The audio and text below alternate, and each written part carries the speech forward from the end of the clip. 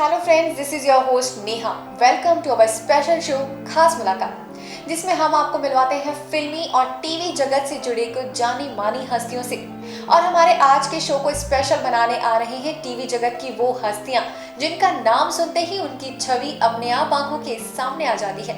जी हाँ, हम बात कर रहे हैं कलर्स के पॉपुलर शो बालिका वधू की आनंदी निंबोली और बालिका वधू के राइटर पुण्येंदु शेखर जी की। तो चलिए प्रोग्राम की शुरुआत करते हैं और सबसे पहले बात करते हैं निंबोली से।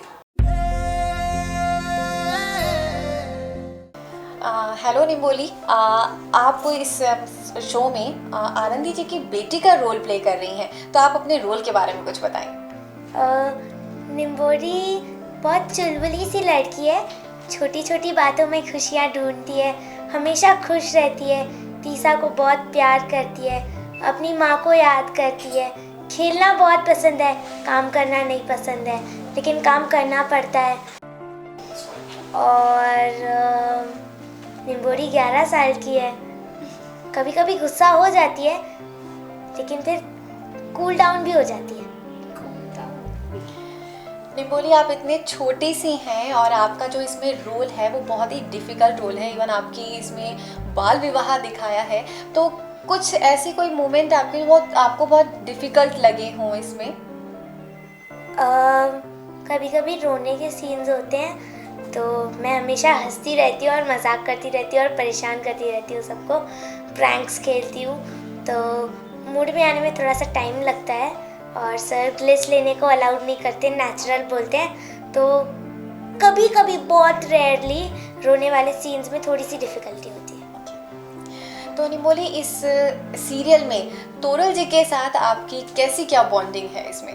सीरियल के अंदर तो हम सिर्फ 3 या 2 बार मिले हैं और मैं इन्हें चोखी चुड़ैल बोलती हूँ। मुझे अब तक पता नहीं है ये मेरी मॉम है, तो मैं इन्हें चोखी चुड़ैल बोलती हूँ और इनसे बहुत प्यार करती हूँ। और ऑफ स्क्रीन मैं इनको बहुत परेशान करती हूँ।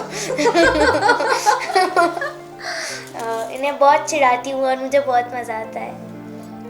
निंबोली, इस सीरियल में है जो आपकी हंसी है, एक चुलबुलाहट भरी हंसी है जो कि ऑडियंस को सबसे ज़्यादा अट्रैक्ट करती है। आप एक बार उसी स्टाइल में एक बार हंस के बताएंगे हमारे व्यूअर्स को? हाँ।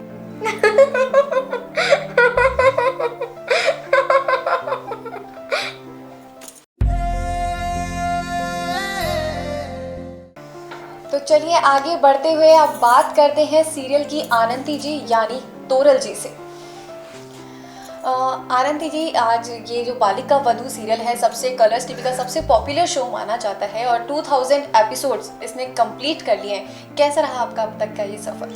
बहुत ही खूबसूरत सफ़र रहा है अब तक का, और टेलीविज़न में बहुत बड़ी बात है 2000 एपिसोड्स कंप्लीट करना, और स्पेशली तब कि जब आप कंटेंट से हट नहीं रहे हो, आपका कंटेंट वही है।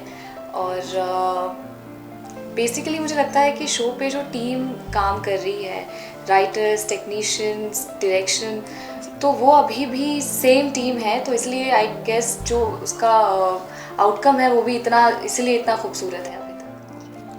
आनंद जी, अगर बात की जाए आपके कैरेक्टर की, तो उसमें आप काफ़ी फेजेस आए जो आपने फेस किए, अलग अलग सिचुएशंस आपने फेस की, तो ऐसे में कोई ऐसा मोमेंट जो बहुत डिफ़िकल्ट रहा हो आपके लिए, जिसमें आप बहुत ज़्यादा इमोशनल हो गई हो, कोई भी ऐसा मोमेंट?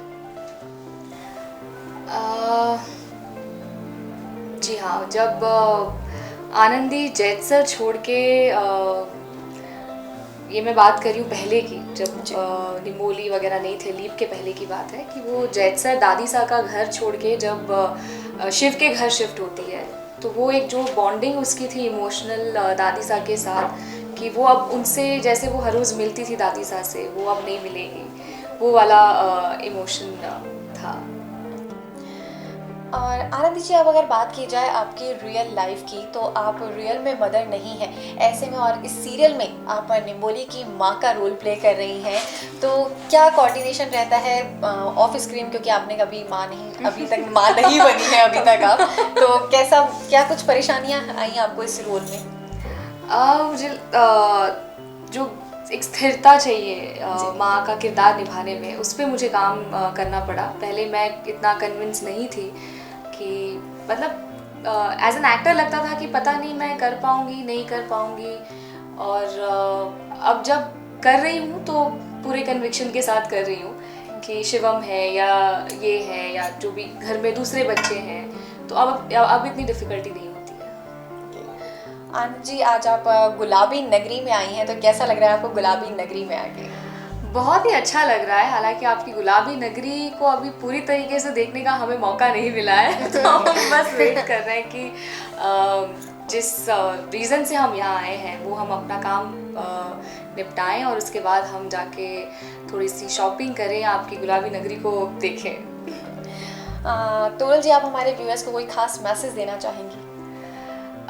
जी बिल्कुल, जैसा अब तक आपने हमारा शो पसंद किया है, हमारा काम पसंद किया है, सराहा है हमारे काम को, इसी तरीके से आप हमारा साथ दीजिए। हमें आपके सपोर्ट की ज़रूरत है और हम पूरी कोशिश करेंगे आपको एंटरटेन करने की। तो बालिका वधू देखते रहिए।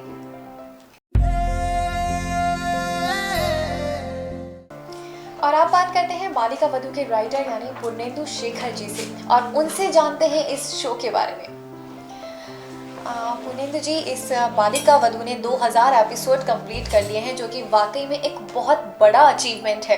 तो आपका अब तक का सफ़र कैसा रहा, उसके बारे में कुछ बताएं।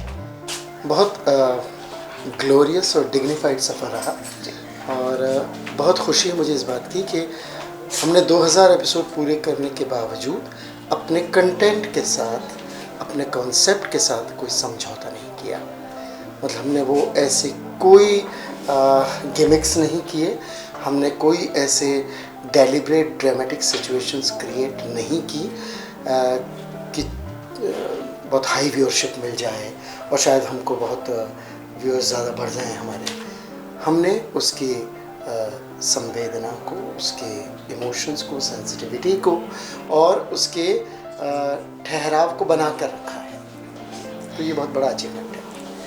आपने इस शो का एक बहुत ही अच्छा कंसेप्ट लिया, जो कि हमारी सोसाइटी को भी एक बहुत अच्छा मैसेज दे रहे हैं कि बाल विवाह नहीं होने चाहिए। तो ये कंसेप्ट आपने कैसा लिया, हमारी सोसाइटी को भी आप इससे रिलेटेड कोई मैसेज देंगे? ये मैं जयपुर का ही रहने वाला हूँ, यहीं पैदा पला बड़ा हूँ और यहीं की सड़कों से मुझे ये कॉन्सेप्ट मिला, क्योंकि मैंने बचपन में देखा अपनी उम्र के बच्चों को दूल्हा बनकर घोड़ी पे चढ़ के तोड़ मारते हुए देखा। तो मैंने छोटी छोटी बच्चियों को देखा जो चुनरी के नीचे हल्दी चढ़ने के बाद मंदिर जा रही हैं। सिमिलरली एक बार पोदार स्कूल के सामने जब मैं अपने कॉलेज जा रहा था, कॉमर्स कॉलेज, तो मैंने एक 16 साल की बच्ची को देखा कि वो अपनी बच्ची को दूध पिला रही थी। बच्चे को, उस बच्ची को इस बात का एहसास नहीं था कि दूध पिलाते समय आप सड़क पर बैठ के अंगों को कैसे ढकना चाहिए और कैसे नहीं ढकना चाहिए। उसे देख के बहुत तकलीफ़ हुई, दर्द हुआ कि कितनी छोटी बच्ची है, खुद बच्ची है और बच्ची को पालने की कोशिश कर रही है। इसके अलावा मेरी अपनी माँ की शादी 15 साल की उम्र में हुई थी और मैं उनसे सुनता था और मुझे लगता था कि एक जगह से दूसरी जगह जाना, किसी और शहर में, किसी नए परिवार में, अनजान लोगों के बीच में जाके कोई 15 साल की बच्ची कैसे एडजस्ट कर सकती है। तो ये सारी चीज़ें कहीं ना कहीं जहन में थी और जिन्होंने बालिका वधू का रूप लिया। तो कुछ चैलेंजेस आप लोगों को फेस करने पड़े इस शूटिंग, इस जर्नी के दौरान? बहुत सारे चैलेंजेस थे। पहला चैलेंज तो ये था, पता नहीं दर्शक स्वीकार करेंगे भी या नहीं करेंगे। बहुत डार्क सब्जेक्ट है और बहुत स्ट्रॉन्ग सोशल इशू है, बहुत कंट्रोवर्शियल। तो पता नहीं सरकार की तरफ से कोई प्रॉब्लम्स आएंगी, गवर्नमेंट की प्रॉब्लम से, या दर्शक नहीं पसंद करेंगे। वो सबसे बड़ा चैलेंज था। और जब वो चैलेंज पूरा हो गया तो डे टू डे के चैलेंजेस में यही चैलेंजेस थे कि आनंदी को बदला गया, गंगा को बदला गया। ये छोटे छोटे चैलेंजेस थे जिनको शायद हमने बहुत प्यार से, सहजता से पार कर लिया। 2008 में बालिका वधू का फर्स्ट शुरू हुआ था, मतलब ये सीरियल, और इतना लंबा सफ़र रहा और दर्शकों ने भी इस सीरियल को काफ़ी पसंद किया। इवन आज तक भी ऑडियंस इस सीरियल से बंधे हुए हैं। तो आने वाले टाइम में आप व्यूअर्स हैं जो इस सीरियल के, क्या कुछ और एक्सपेक्ट कर सकते हैं इस सीरियल से? बहुत कुछ एक्सपेक्ट कर सकते हैं। मतलब एक दौर था बीच में कि मुझे लगने लगा था कि मेरे पास कहानी नहीं है, और आज वो दौर है जब मुझे लगता है मेरे पास बहुत सारी कहानी है, बहुत कुछ है कहने को। क्योंकि कभी कभी सुर लग जाता है, आइडिया आ जाता है और चीज़ें बन जाती हैं। तो मुझे लगता है कि थोड़ा सा ज़्यादा इमोशन, थोड़ा ज़्यादा खट्टी मीठी तकरार और माँ बेटी का रिश्ता, जो बहुत स्ट्रॉन्ग रिश्ता होता है। तो उसको देखने के लिए व्यूअर्स तैयार हैं और ज़रूर हैं। सर, आप हमारे व्यूअर्स को कुछ खास मैसेज देना चाहेंगे?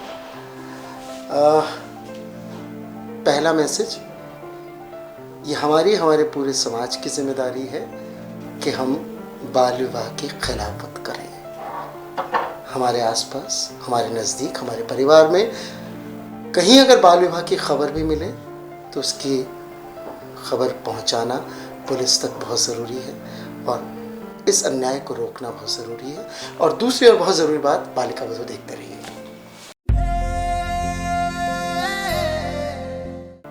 तो ये था हमारा आज का स्पेशल शो खास मुलाकात। फिर मिलेंगे किसी नई शख्सियत के साथ। तब तक के लिए गुड बाय, टेक केयर।